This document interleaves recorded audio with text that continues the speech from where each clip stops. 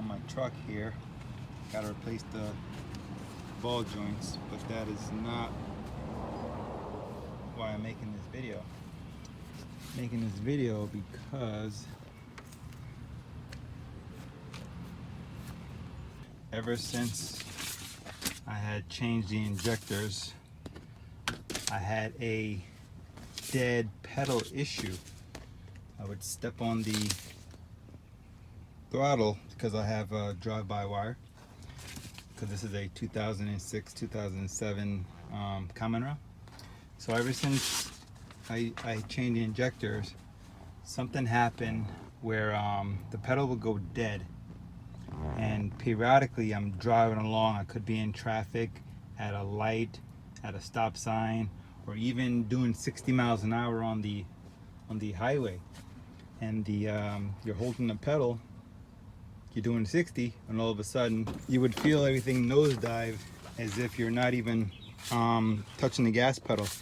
Now what would happen is I could get it to reset by completely moving my foot from the pedal, and you know, like you're holding it and you let go and then you come back.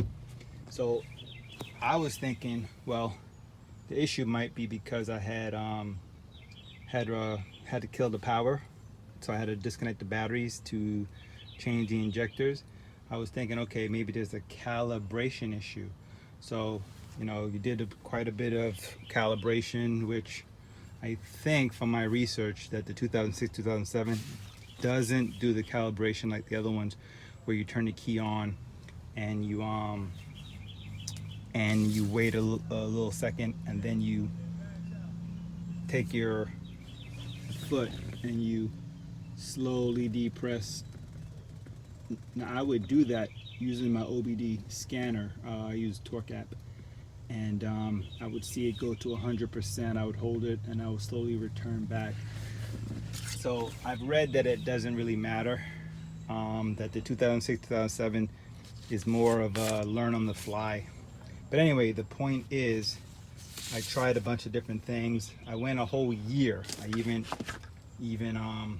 replaced the throttle mechanism here, and still nothing. So I went for a whole year trying to figure out what the issue was, and then one day I even went as far as I even checked all my pins, all the pins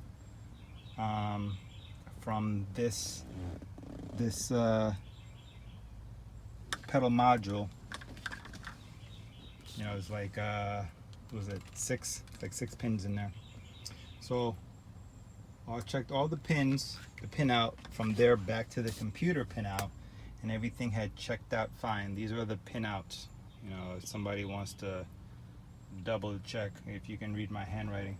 Anyway, so what ended up happening though, I came to some realization. I don't remember, because this was a couple weeks ago now.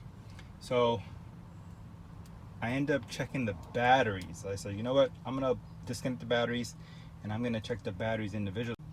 So as I check the batteries individually, I have one of these fancy Midtronic battery analyzer or tester here, and the results of this is what it said.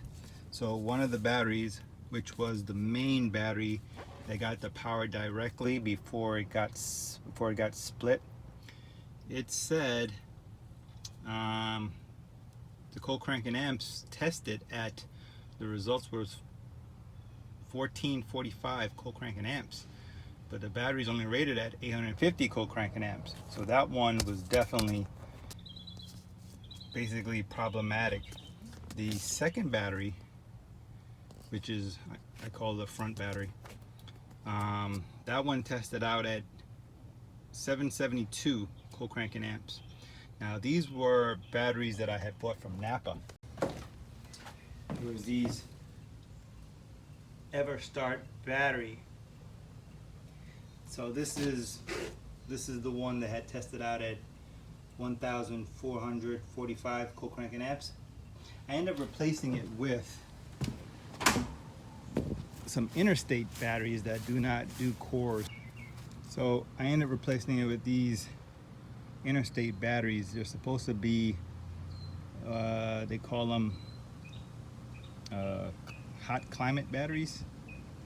I mean, I don't know if that even mattered, but you know, they have cold and they have hot climate batteries. So I went with it, and basically immediately my dead pedal issue was solved. So in case somebody's having a similar problem and they're thinking it's their wiring or their what do you call it, their calibration of their 07, 06 Common Rail, try changing your battery, because that's what helped me. And this was after a year, because if you watch my my video, I think I had a video on, I have to double check, I had a video that I posted right after I had the injectors changed, or I changed the injectors. That's what I'm talking about. Right after I changed the injectors, I went to pull out and I went to test the cruise control, because I was still playing around with the cruise control at the time. So if you notice in that video, I was driving on the street and the truck went dead. That was the start of my problem. So something happened to the battery back then. I guess it had started to have an issue, but like I said, it progressively got worse from that time to now. So the solution was change the batteries. I forgot to tell you about the codes. So in this particular situation, the code that you would get is P2121. That's either sensor D or sensor E. I don't remember which one's which. And then the other one is P2127 sensor E. So those are the codes that I end up consistently getting as I was driving, or even if the truck idled, even if I had it idling, just sitting here maybe 5 minutes, it'll trigger. So I end up also doing a voltage ripple test.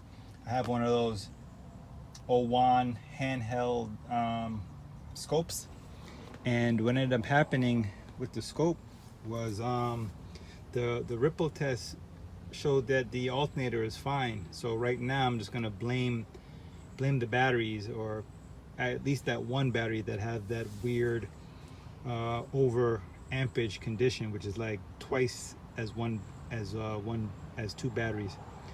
So that is it, folks. So if you ever have a dead pedal issue, change your battery, or have your battery tested, verify that they are actually not causing an issue, or maybe even your alternator.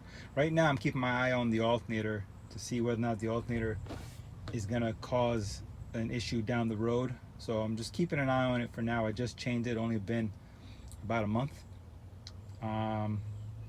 So that's it. Change your batteries.